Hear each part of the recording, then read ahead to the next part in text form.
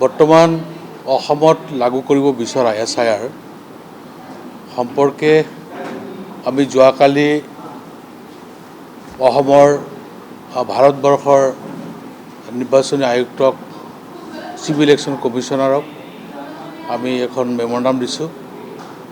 যিহেতু SIR অসমত এইকাৰণেই প্ৰয়োজন নাই, কিছুদিন পূৰ্বে যিটো NRC হৈ গ'ল, সেই NRCৰ ভেৰিফিকেশ্যন হৈছে, ক্ৰছ ভেৰিফিকেশ্যন হৈছে, ফেমিলি টি য'ত আছে অসমৰ ভিতৰত যোন জিলাতে সেই ফেমিলিৰ মানুহ লিংক থকা আছে সকলোকে একেলগ কৰি ভেৰিফিকেশ্যন কৰিছে। বাৰ বাৰ তদন্ত কৰি ভেৰিফিকেশ্যন কৰি NRCৰ নাম অন্তৰ্ভুক্ত কৰিছে। তাৰপিছত সেইসকলে ভোটাৰ লিষ্টত নাম আছে। ইয়াত আকৌ SIR দ্বাৰা পুনৰীক্ষণ কৰাৰ আমি প্ৰয়োজন বোধ অনুভৱ নকৰোঁ। সেইকাৰণে চিফ ইলেকশ্যন কমিশ্যনক যোৱাকালি মই এখন মেম'ৰেণ্ডাম তেখেতক দিছোঁ। এইটো চিফ ইলেকশ্যন কমিশ্যনক আমি এই মেম'ৰেণ্ডামখন যোৱাকালি দাখিল কৰিছোঁ। তাৰপিছত আহিলে আমাৰ যিটো দলবদ্ধ হত্যাৰ গণ উন্মাদনা, মব ভায়লেন্স,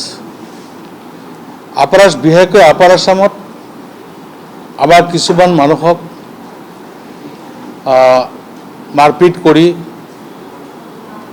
তাৰ পৰা খেদি পঠিওৱা হৈছে।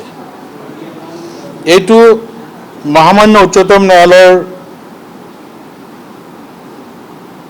WPC নং 754/2016 17/7/18 চনত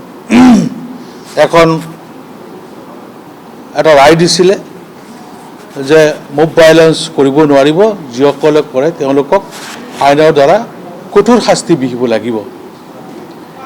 কিন্তু এই কথাটো আমি উল্লেখ কৰি কেইদিনমান আগত বিশেষকৈ উজনি অসমৰ আয়ুক্ত, তাৰপিছত আপোনাৰ SP, DC চবকে আমি মেম'ৰেণ্ডাম দিছিলোঁ।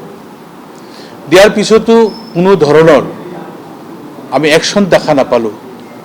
যিসকলে গণ উন্মাদনা কৰিলে, মব ভায়লেন্স কৰিলে, তেওঁলোকৰ বিৰুদ্ধে কোনো ব্যৱস্থা গ্ৰহণ কৰা আমি দেখা নাপালোঁ।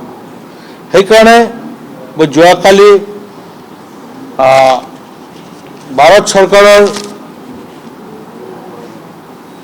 চৰকাৰৰ সচিবক মিনিষ্ট্ৰী অফ হোম এফেয়াৰ্ছত আমি এখন মেম'ৰেণ্ডাম দিছোঁ, যিহেতু মব ভায়লেন্সটো বন্ধ হ'ব লাগে আৰু যিসকলে এই ধৰণৰ কাৰ্য কৰি আছে তেওঁলোকৰ ওপৰত কঠোৰ ব্যৱস্থা গ্ৰহণ কৰিব লাগে। আমি ইয়াৰ প্ৰতিলিপি আমাৰ অসমৰ চিফ ছেক্ৰেটাৰীকো দিছোঁ, additional chief secretary home and এফেয়াৰ্ছকো দিছোঁ।